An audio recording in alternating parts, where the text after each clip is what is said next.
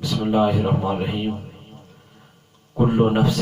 ذائقۃ الموت، صدق اللہ المولانا العظیم وصدق رسولہ النبی الکریم۔ حضور تاجدار کائنات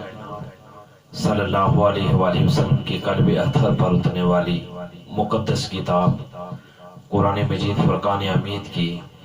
سورہ آل عمران کی آیت نمبر 185 کا کچھ حصہ میں نے آپ کی خدمت میں پیش کیا ہے، جس میں اللہ تبارک و تعالیٰ ارشاد فرماتا ہے کل نفس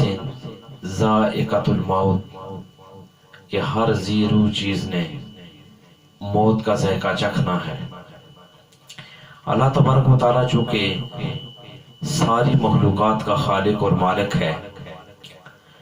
اور یہ اس کا اعلان ہے جس نے ساری مخلوقات کو پیدا فرمایا، اس کا معنی یہ ہے کہ موت یقینی ہے۔ ایک اور مقام پر اللہ تبارک و تعالیٰ قرآن مجید فرقان حمید میں کچھ ان الفاظ کے ساتھ بیان فرماتا ہے کہ کل شیء خالق الا وجہہ، کہ بلا شبہ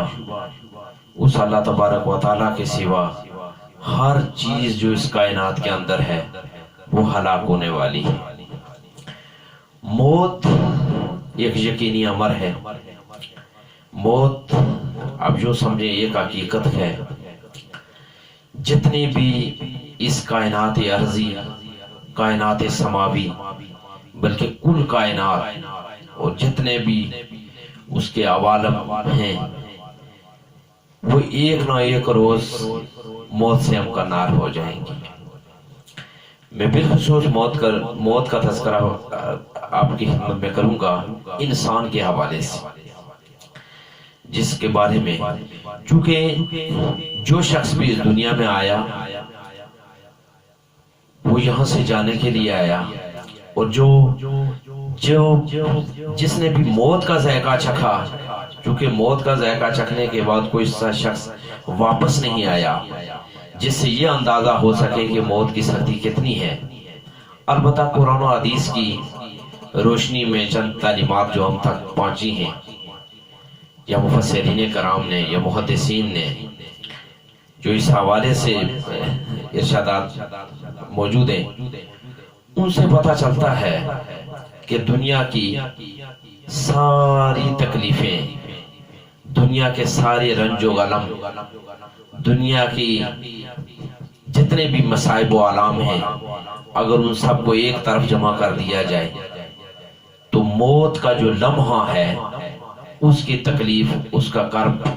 اور اس کی جو کیفیت ہے،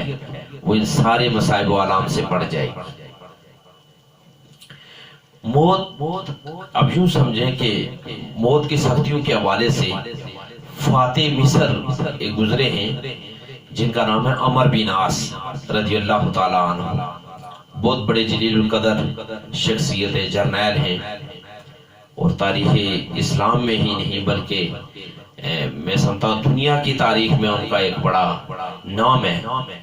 بہت بہادر تھے۔ وہ اپنی زندگی میں کہا کرتے تھے اور یہ ارشاد فرمایا کرتے تھے کہ مجھے ان لوگوں پر تعجب ہے کہ جن کو موت کے وقت جن کے حواس کام کر رہے ہوتے ہیں، لیکن وہ موت کی سختی کو بیان نہیں کرتے۔ کہتے ہیں کہ آخر وہ وقت آ گیا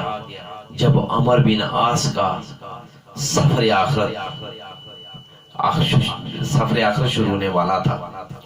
موت کا وقت جب قریب آیا تو عبداللہ ابن عباس رضی اللہ تعالیٰ عنہ، یہ بہت بڑی شخصیت ہیں، مفسر قرآن ہیں،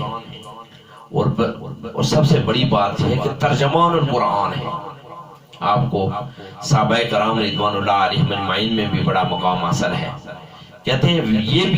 بھی عبداللہ ابن عباس رضی اللہ تعالیٰ عنہ اس وقت موجود تھے، اور آپ کا زندگی میں کہے ہوئے یہ ارشادات وہ آپ کے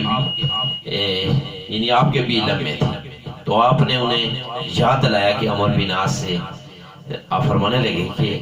آپ زندگی میں کہا کرتے تھے کہ موت کی سختیوں کو لوگ بیان نہیں کرتے، حالانکہ ان کے آواز باز کے قائم ہوتے ہیں، تو آپ بتائیں کہ آپ کا کیا حال ہے۔ یہ عبداللہ ابن عباس رضی اللہ تعالیٰ عنہ یہ ارشاد فرما رہے ہیں، عمر بن عاص رضی اللہ تعالیٰ عنہ جو موت کے قریب ہے، تو کہتے ہیں کہ اس وقت عمر بن عاص رضی اللہ تعالیٰ عنہ ارشاد فرمانے لگے کہ بھائی عبداللہ ابن عباس، موت کی سختی جو ہے یا موت کی جو کیفیت ہے وہ ناقابل بیان ہے۔ یہ ارشاد فرمانے کے بعد آپ پھر ارشاد فرمانے لگے کہ بھائی عبداللہ ابن عباس، یوں لگ رہا ہے جیسے آسمان اوپر سے گر پڑا ہے اور میں زمین اور آسمان کے درمیان پس رہا ہوں۔ یہ ارشاد فرمانے کے بعد پھر آپ ارشاد فرمانے لگے کہ بھائی عبداللہ ابن عباس، یوں لگ رہا ہے کہ ایک بہت ہی بھاری پتھر میری گردن پر آ کے لگا، اور مجھے یوں لگ رہا ہے کہ کھجور کے پتوں کے کانٹے میرے جسم کے اندر، میرے پیٹ کے اندر گسیر دیے گئے۔ پھر آپ موت کی سختیوں کو بیان کرتے ہوئے یہ ارشاد فرمانے لگے کہ بھائی یوں لگ رہا ہے عبداللہ ابن عباس، یوں لگ رہا ہے کہ میری سانس سوئی کے ناکے سے گزر رہی ہے۔ آپ اس چیز سے اندازہ لگا سکتے ہیں کہ موت کی سختی جو ہے نا وہ کس قدر ہے۔ ایک جلیل القدر صحابی گزرے ہیں، ان کی سب سے زیادہ حدیث مبارکہ احادیث اس بھی ان سے مروی ہیں، بہت ہی محترم صحابہ سارے جتنے بھی ہیں وہ قابل احترام ہیں، لیکن ابو ہریرہ رضی اللہ تعالیٰ عنہ کی ذات جو نا وہ ان کے کیا کہتے ہیں کہ یعنی ابو ہریرہ رضی اللہ تعالیٰ عنہ، ان کی موت کا جب موت کا وقت آیا تو آپ کو صحابہ نے دیکھا کہ آپ رو رہے ہیں، روتے ہوئے دیکھ کر تو صحابہ کرام رضوان اللہ علیہ اجمعین آپ کے قریب آئے اور پوچھا کہ یا ابا ہریرہ ما یبکی کا، اے ابو ہریرہ آپ کو کس چیز نے رلا دیا ہے؟ تو حضرت ابو ہریرہ رضی اللہ تعالیٰ عنہ ارشاد فرمانے لگے کہ میرے بھائیو، لا ابکی علی دنیاکم ہذہ، آپ ارشاد فرمانے لگے کہ میرے بھائیو، میں آپ کی اس دنیا کی وجہ سے، یہ جو آپ کی دنیا ہے، میں اس کو چھوڑنے کے لیے نہیں رو رہا، یہ میرے جو آنسو ہیں، یہ جو میں رو رہا ہوں، آپ فرمانے لگے ولیکن ابکی علی بود سفاری وقلت ذات، میں رو اس لیے رہا ہوں کہ جو آگے والا سفر ہے وہ طویل سفر ہے اور میرے پاس زیادہ راہ کم ہے۔ یہ ارشاد پاک، یہ جو ارشاد پاک میں بیان کر رہا ہوں، یہ کتاب الزہد ہے، اور امام ابن مبارک جو اس کے یہ جو کتاب زہد ہے، کتاب زہد کے مؤلف ہیں،